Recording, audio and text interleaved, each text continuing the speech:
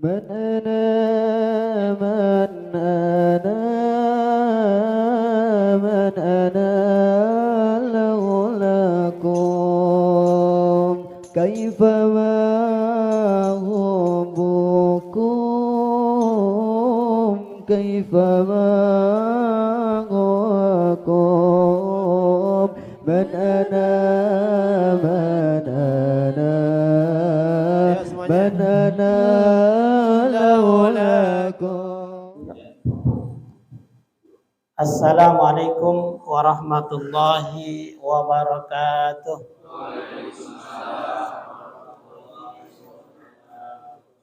Bismillahirrahmanirrahim. Alhamdulillahil fatih lima ughliqa wal khatim lima sabaq wan nasir haq bil haq wal hadi ila siratikal mustaqim wa ala alihi wa sahbihi haqqa qadrihi wa miqdarihil azim. Allahumma ahrizna min zulumatil wahmi wa akrim bi nuril fahmi wa ta'alaina bi ma'rifatil ilmi wa ahsin akhlaqana bil ilmi wa sahil lana abwaba fadlik wa ansur alaina min hazzani rahmatika ya arhamar rahimin walhamdulillahi rabbil alamin.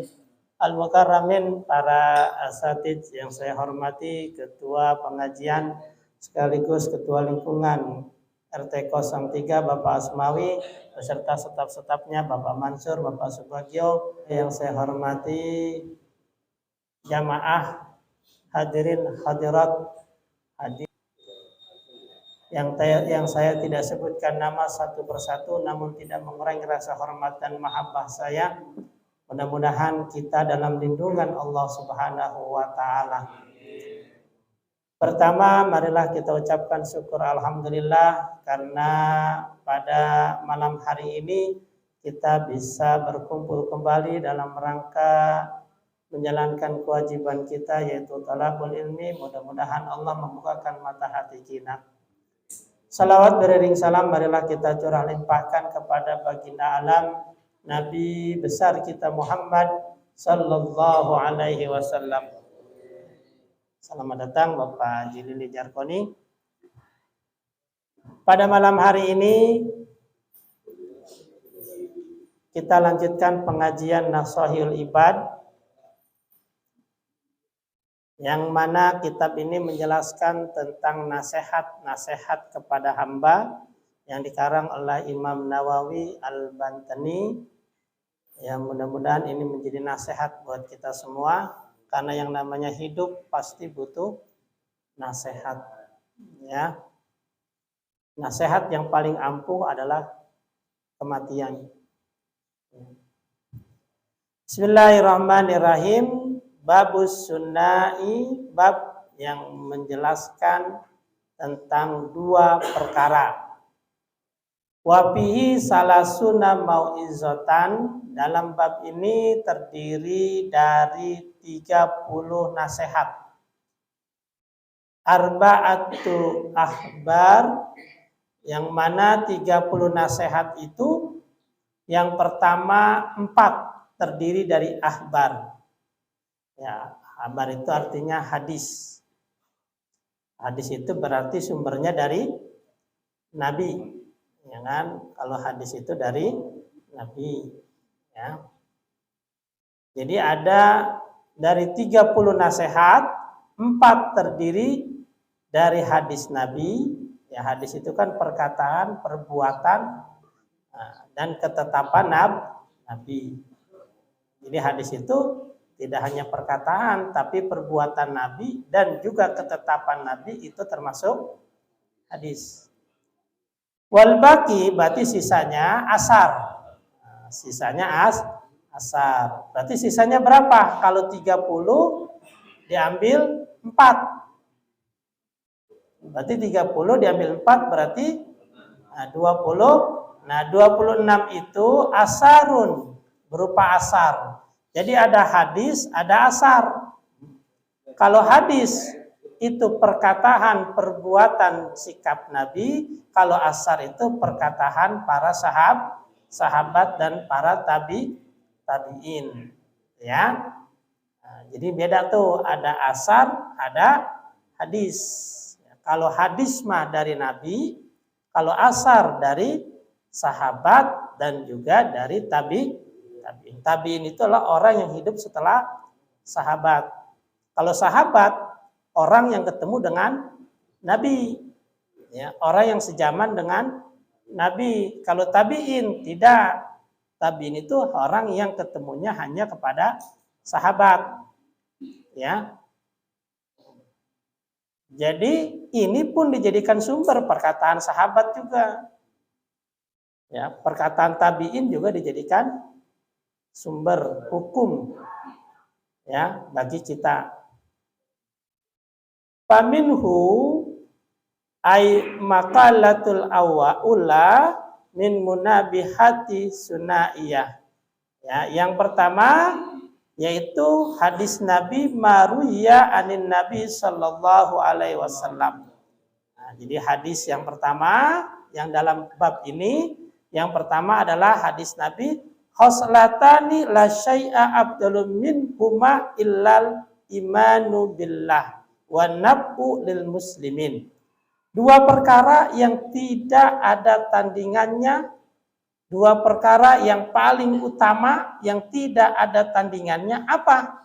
Pokoknya nggak ada sesuatu yang paling afdol.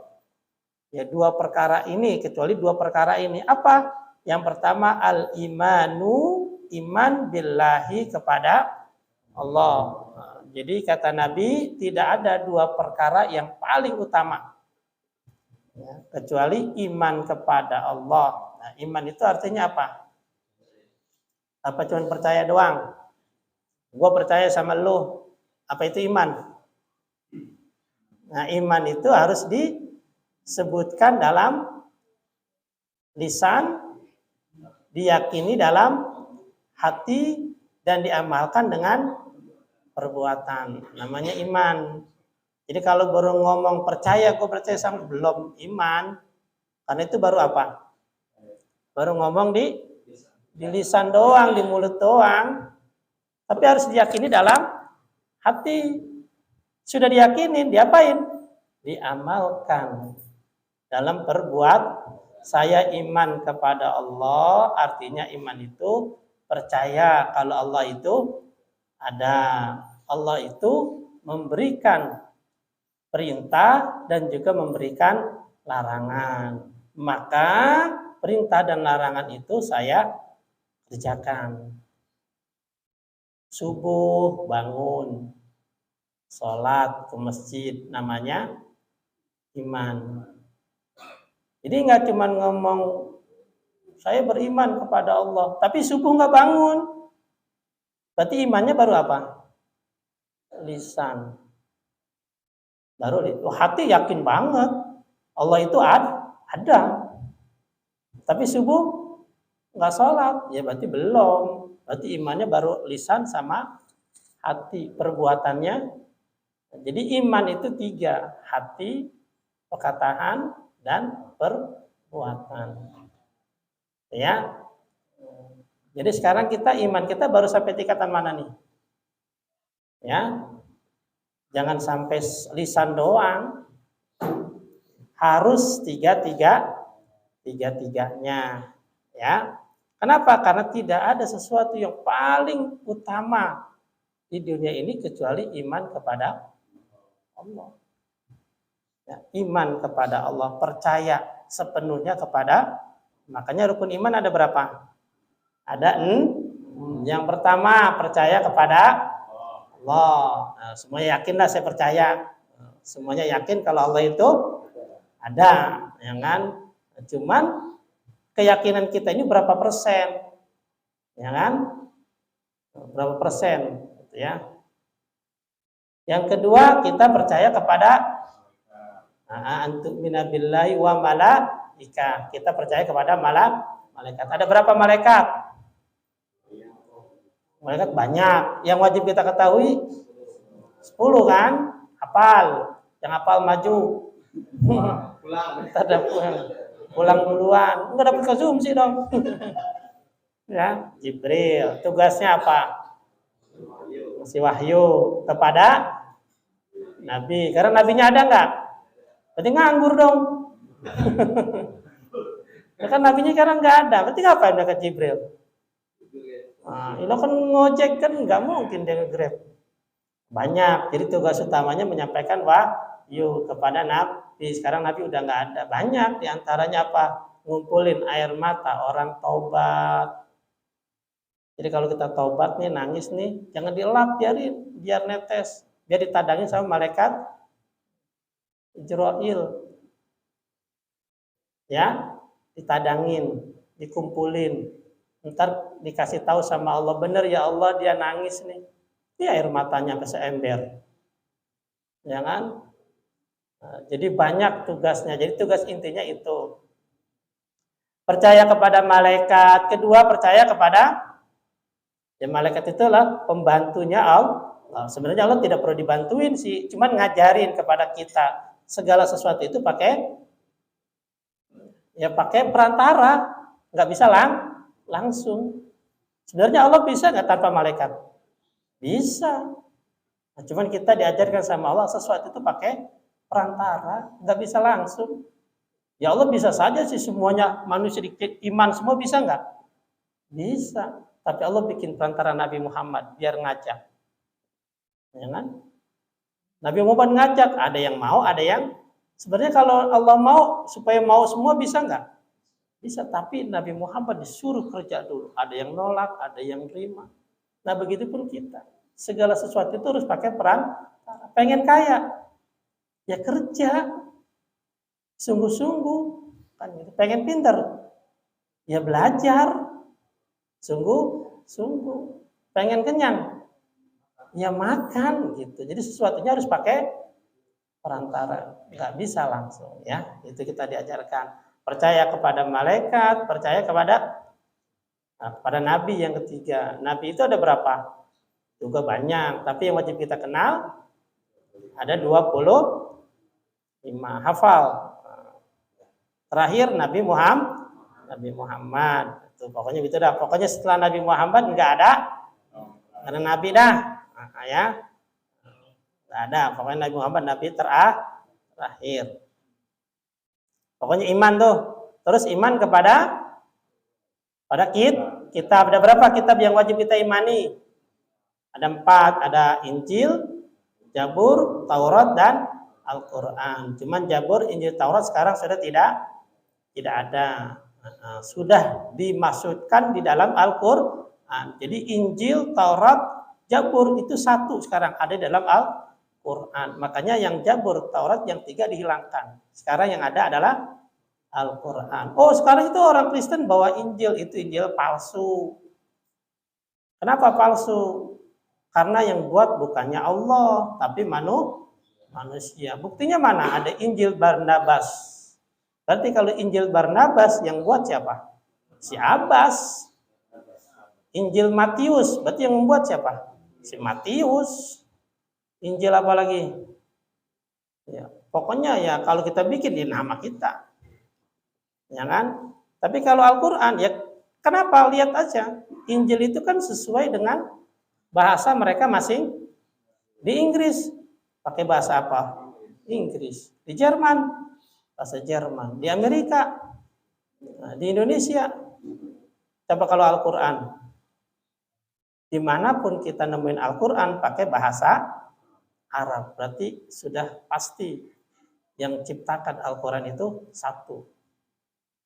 Ya kan? Tapi kalau Injil pasti banyak. Karena yang bikin bahasanya aja beda. Ya. Tuh, yang kelima, percaya kepada hari kiamat. Yang kelima, percaya kepada yang pertama kepada Allah, kepada malaikat, pada nabi, kitab, pada hari kiamat kan? Yang keenam percaya kepada qada dan qadar. Apa perbedaan qada dan qadar? Kalau qada itu ketetapan Allah yang belum terjadi. Kalau qadar sudah terjadi. Ya misalkan nih pada hari ini tanggal 5 ya. 5 ntar jam 8 atau jam 9 dah, jam 9 malam Pak RT ketiban ember. Nah, ya. Itu kan udah terjadi belum? Belum. Itu namanya kodok. Jam 9 bener gebrak ketiban, namanya qadar. Jadi sudah terjadi, sudah dicatat detail sama Allah. Nah, jadi yang ada yang bisa dirubah, ada yang tidak. Ada yang namanya mugrom, qadar mu'alaq, ada yang mugrom. Ya, yang bisa dirubah itu bisa dengan doa. Dengan doa, makanya jangan berhenti kita tuh. Pak RT berdoa dari pagi, ya Allah jauhkan saya musibah.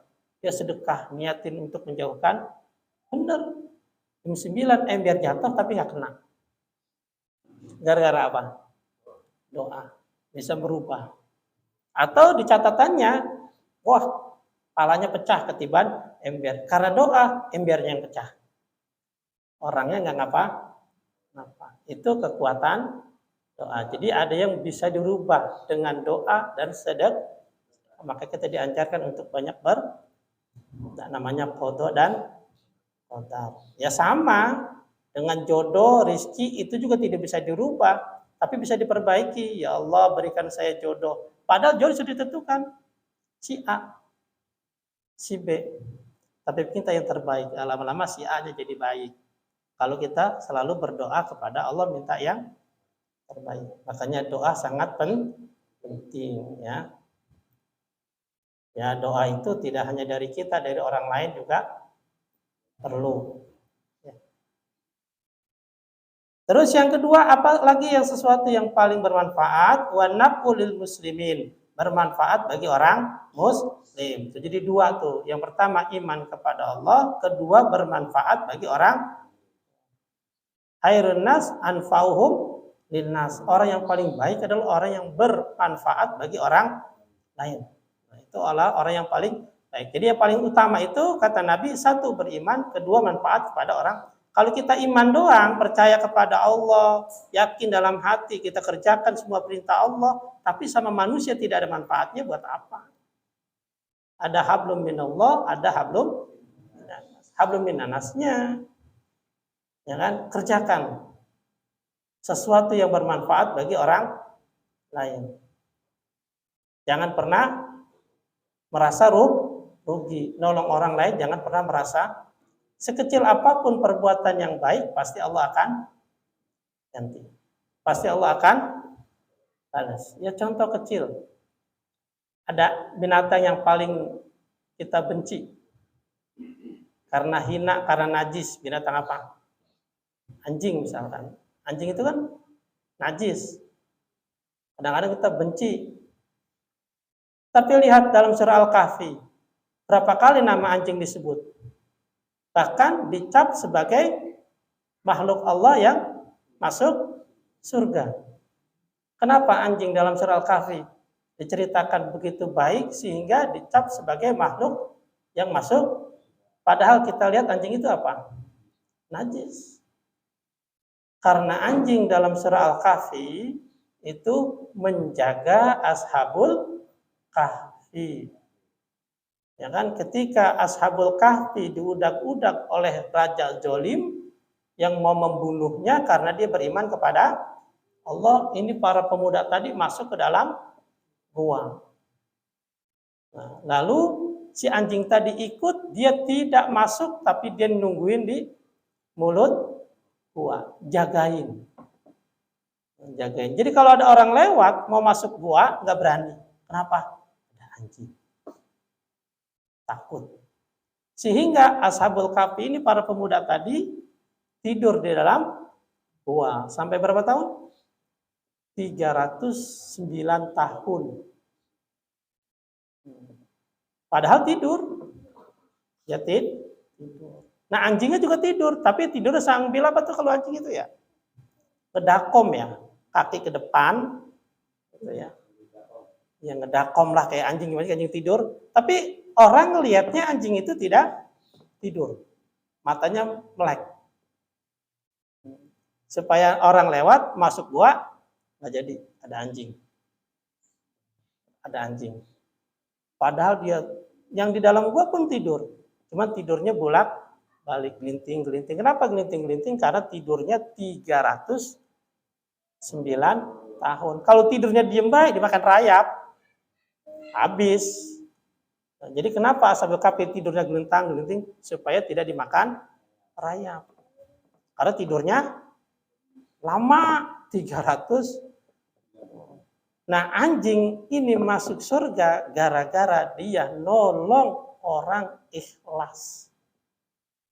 Jadi anjing saja yang dianggap binatang najis oleh kita ketika dia membantu orang lain dengan ikhlas, Allah ceritakan dalam Al-Quran. Apalagi manusia yang kita nih, yang sudah dianggap makhluk yang paling mulia. Nolong orang lain, pastilah Allah tidak akan lupakan. Anjing saja yang kita anggap hina, nolong orang lain karena ikhlas, Allah abadikan dalam Al-Quran. Bahkan dijanjikan masuk surga. Oh, anjing. Nah, maka sekarang kita berbuat baiklah kepada orang lain. Mau dibalas sama orang, tidak apa-apa. Mau disebutin, kita juga nggak mau disebutin. Mau dibalas, ya kita nggak ngarepin balasan. Tidak pengen disebut juga tidak. Kenapa? Pokoknya ikhlas, biarin saja. Nah, itulah namanya ikhlas. Jadi jangan disebutin, saya mah ikhlas. Nggak usah. Ya, karena ikhlas itu yang tahu hanya kita dan orang lain. Tidak perlu tahu. Ya, itu ya. Ya, jadi dua perkara yang paling utama di dunia ini, pertama iman, kedua manfaat bagi orang lain. Kerjakan sesuatu yang manfaat. Ya, kayak madais, gelar karpet, sudah gelar saja. Nyapu masjid, ya kan mau dibayar kayak mau kagak kayak, yang penting saya mah nyapu. Yang ajan udah ikhlas aja, mau dibayar kayak mau enggak kayak. Yang komat juga begitu, ya kan? Ikhlas saja sudah. Ya, kenapa anjing ikhlas saja masuk surga? Ya kan? Udah ngaji kita ngaji aja ikhlas. Karena mau dilihat sama orang kek, mau kagak kek, pergi baik. Pergi, pasti nanti Allah akan memberikan yang terbaik buat kita. Gitu ya. Orang mau ngata apa, masa bodoh. Kita ke masjid jalan aja, pengajian datang aja. Ya kan? Kayak apa nih, jadi MC di masjid nih, sudah jadi MC saja, ya kan? Jadi imam, sudah lakukan saja imam, ya kan? Terus apalagi, ya kan? Jadi MC dan lain sebagainya, pokoknya apapun yang bermanfaat buat orang lain kita kerjakan. Pasti Allah akan ganti yang lebih baik. Jadi jangan malu. Jangan malu, gua mulu. Yang lain apa gantian? Udah nggak usah. Kalau itu manfaat buat orang lain, kita kerjakan. Insya Allah menjadi amalan yang istiqomah. Karena istiqomah itu lebih baik daripada 1000 keberkahan. Kan? Kita punya ilmu terbang. Ada orang punya ilmu terbang, kurang hebat. Yang hebat itulah yang istiqomah, sholat subuhnya jamaah. Jadi kalau orang sholat subuhnya jamaah terus, lebih hebat daripada orang bisa terbang dan bisa ngilang. Bahkan dibacok kagak mempan, kagak hebat. Yang hebat adalah orang sholat subuh berjamaah terus. Istiqomah, itu yang paling hebat. Kenapa? Karena ibadahnya istiqomah. Yang hebat siapa lagi? Orang yang setiap habis sholat baca Quran. Itu yang hebat. Ada orang bisa terbang, enggak hebat. Jadi ibadah yang paling bagus adalah ibadah yang istiqomah. Ya, makanya kita belajar untuk istiqomah. Ya, jadi jangan anginan. Yang kecil saja kita istiqomahin. Ya, pakai sholat jamaah, maghrib jam maghrib terus berjamaah. Besoknya ningkat isya, terus besoknya subuh. Dikit istiqomahin. Ya. Ya, manfaat itu bisa dengan ucapan, ya. Bisa dengan harta, ya. Jadi kalau kita punya harta kita manfaatkan buat orang lain, atau dengan pikiran, atau dengan fisik, tenaga, ya kan? Pokoknya dengan apa yang kita punya. Nah, itu. Hadis yang kedua, qala Rasulullah sallallahu alaihi wasallam, man asbaha la yanwi dzulma ala ahadin ghufira lahu ma jana wa. Yang pertama, hadis yang kedua, barang siapa yang masuk pagi hari, la yanwi, dia tidak punya niat azulma, ngejolimin, ala ahadin, kepada seseorang, ghufira lahu ma jana. Ya tuh, jadi kalau kita masuk pagi-pagi, bangun tidur, kita niat nih, saya nggak mau nyakitin orang hari ini. Saya nggak mau ngejolomin orang hari ini. Saya nggak mau nyinggung orang hari ini. Maka itu baru niatnya. Maka ghufirallahu, maka diampuni dosa kita, kesalahan kita. Tuh. Jadi ntar bangun tidur niatnya nih. Ya pas bangun tidur baca doanya, alhamdulillahi ahyana ba'dama wa matama ilain. Ya Allah, saya niat hari ini saya nggak mau nyakitin orang. Saya niat ya Allah nggak mau ngejolimin orang. Saya niat nggak mau nyusahin orang. Nah itu dosa kita diampunin tuh. Nah, pernah niat begitu nggak? Ada juga ngancam, ntar siang liatin lo dah. Ya kan liatin, gibas dah. Niatnya begitu. Pokoknya kita berusaha. Nah, ya bangun tidur niat yang baik. Ya. Waman asbaha yanwi nusratul madlum wa qada hajatil muslim kanat lahu ka ajri hajjatin mabrur. Yang niat kedua, kita bangun tidur setelah kita niat ya Allah saya tidak mau jolimin orang lain, saya nggak menyakitin orang lain, saya nggak merugiin orang lain hari ini. Niat yang kedua, ya Allah saya akan nolong orang yang dijolimi. Kalau ada orang saya lihat dijolimi, saya siap akan bantu. Kalau ada orang butuh sesuatu, saya akan bantu ya Allah.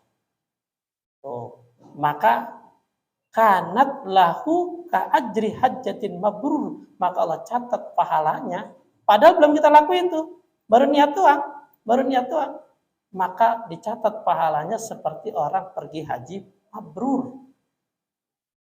Ya kan kita haji susah banget sekarang, punya duit belum tentu pergi. Berapa tahun daftarnya? 20 tahunan. Ya kan, umroh juga mahal.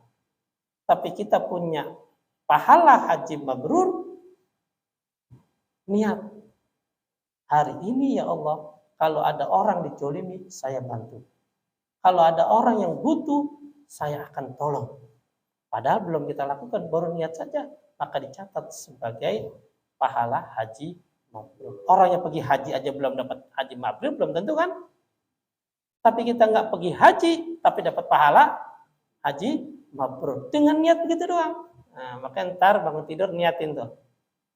Ya, yang pertama niat, ya Allah saya tidak akan menjolimi orang lain hari ini.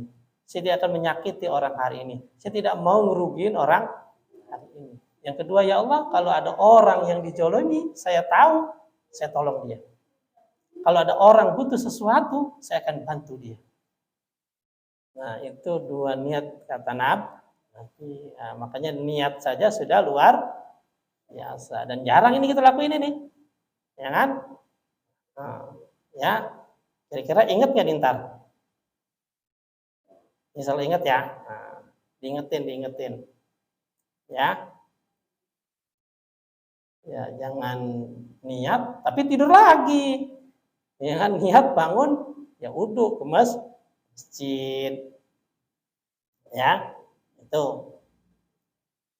Qala alaihi salam, masih hadis Nabi yang ketiga, ahabbul ibad ilallah ta'ala anfa'un nas linnas. Nah, kata Nabi, hamba yang paling aku cintai ya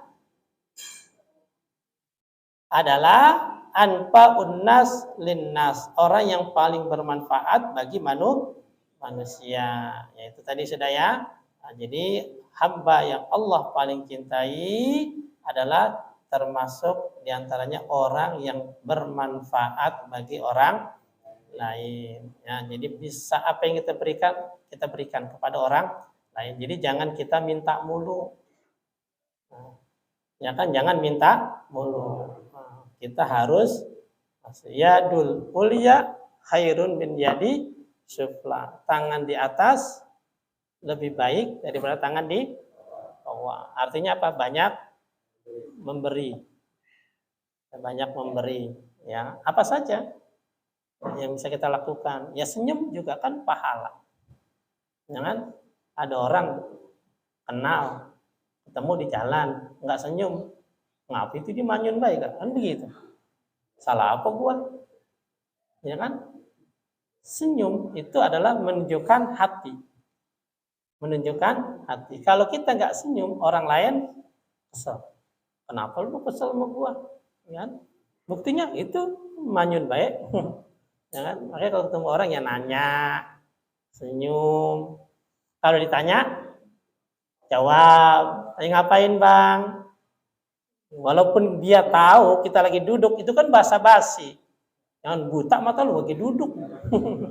Ya, itu basa-basi. Ya kan? Artinya apa? Ya dia hatinya lagi nanya sama kita, lagi baik, gitu kan?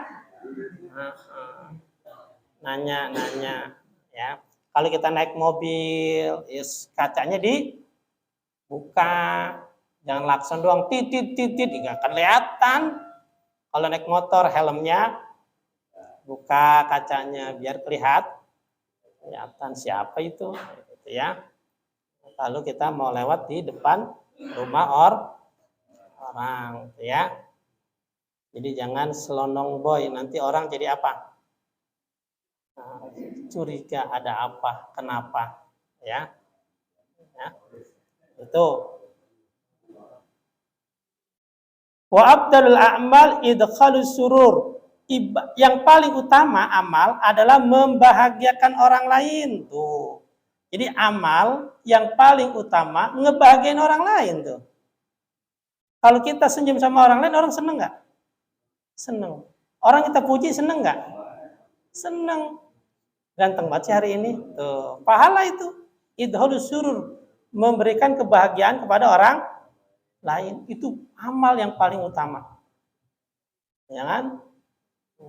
Hari ini keren banget sih ente. Nah, seneng nggak dia? Seneng. Kalau dia nanya, gimana penampilan gua? Udah keren dong. Mantep, keren. Ya gitu aja udah. Udah masa bodoh aja. Ya kan? Yang penting dia seneng. Yang penting dia, karena idkhalus surur itu adalah amal yang paling utama, membahagiain orang.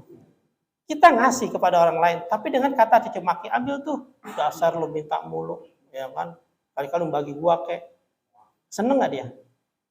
Ya enggak seneng. Kenapa? Ya karena dikasih tapi dimarahin, ya kan?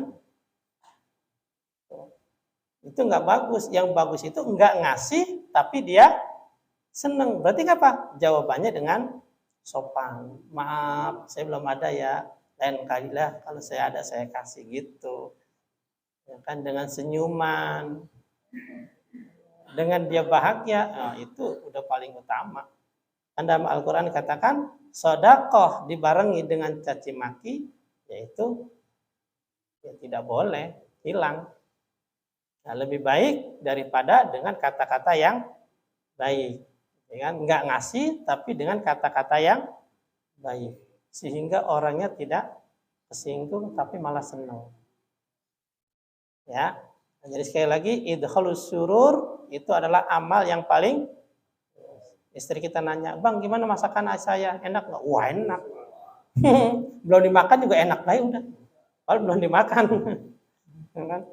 Enggak enak kita bilang enak. Tujuannya apa? Idkhalus surur, ngebahagiain orang lain, enggak apa-apa. Ya, pahalanya sangat besar. Idkhalus sururi ala qalbil mu'min, ya kepada orang mukmin. Yatrudu anhu ju'an. Nah, terus amal yang paling utama adalah menolak orang lain lapar. Jadi jangan sampai ada orang yang terdekat kita lapar. Itu jangan tuh. Jadi amalan yang paling utama adalah memberi makan kepada orang yang lapar. Kasih. Ya, jangan sampai itu dosa besar. Kalau seandainya ada tetangga kita nggak makan atau sampai kelaparan. Yaksifu anhu karban, atau ada orang yang telanjang, kedinginan. Nah, maka harus diapa ini?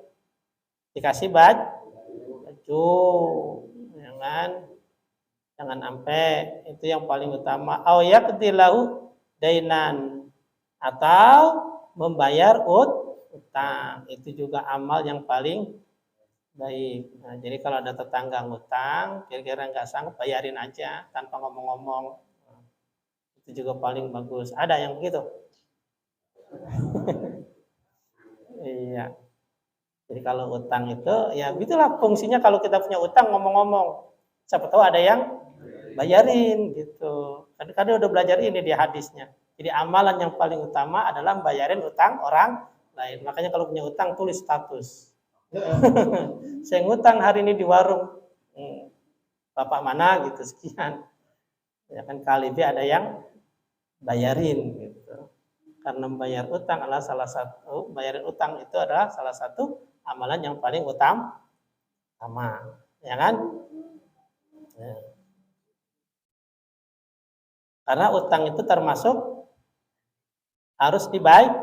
Nah, makanya harus ditulis wasiat. Kalau kita tidur di bawah bantal tulis utangnya kepada siapa. Kalau kita mati nanti ahli waris kita yang membayarin. Jadi jangan diumpat-umpatin. Paling nggak sama istri, sama anak kasih tahu punya utang sekian. Kenapa ngeri? Kalau kita mati nggak ada yang tahu kita punya utang, ya jadi beban, gitu ya. Dan bayar utang itu pahalanya gede ternyata, Pak. Bayar utang sebelum jatuh tempo itu pahalanya gede. Jatuh tempo tanggal 1 kita bayar ya tanggal 25, itu dapat pahala. Karena bayar utang sebelum jatuh tempo. Makanya duluin itu cepetan utang. Ya. Jangan sampai ditagih. Itu jadinya dosa. Jadi kalau udah ada bayar aja. Itu ada pahala, ya. Kalau udah ada, kadang-kadang udah ada, entar, akhirnya pas waktunya nggak ada, habis. Jangan.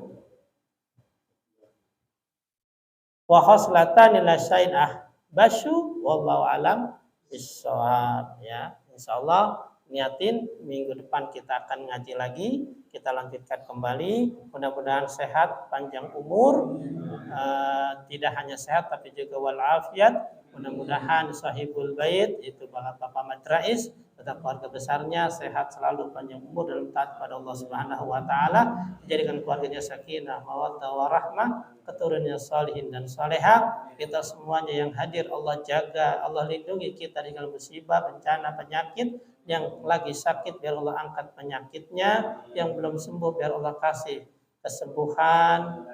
Kalau belum sembuh biar Allah kasih kesabaran buat yang sakit dan buat yang merawatnya. Yang punya masalah biar Allah kasih solusinya. Yang punya hutang biar cepat lunas hutangnya. Yang belum punya pasangan hidup biar Allah kasih pasangan hidup yang baik. Yang belum punya keturunan biar Allah kasih keturunan yang banyak. Yang sudah ada keturunan jadikan keturunan yang salihin dan salehah. Yang punya hajat biar Allah kabulkan hajat dan keinginannya. Dan kita, pengajian kita biar Allah lindungi dengan musibah fitnah, biar tetap istiqamah sampai hari kiamat.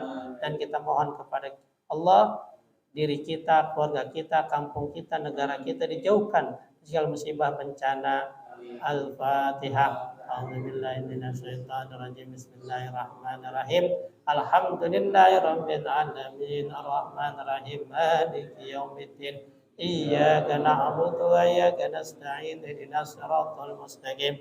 Siratal ladzina an'amta 'alaihim ghairil maghdubi 'alaihim waladdallin. Amin. Terakhir kita bacakan Fatihah buat anak pemimpin kita, yaitu yang bernama Ariel Khan Mumtaz bin Ridwan Kamil, yang dinyatakan sudah meninggal dunia. Mudah-mudahan amal ibadahnya diterima, diampuni segala dosa-dosanya, dijadikan kuburnya raudhah min riyadil jinan, dijauhkan kuburnya hufrah min hufarin niran, dan keluarga yang ditinggalkan biar Allah kasih kesabaran, ketabahan. Al-Fatihah.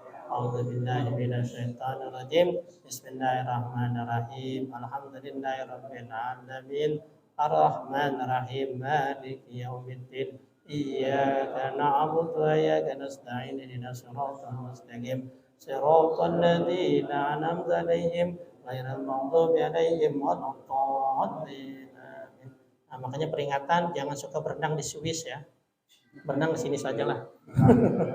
Kali ngeri di Swiss mah. Ya mohon maaf. Assalamualaikum warahmatullahi wabarakatuh.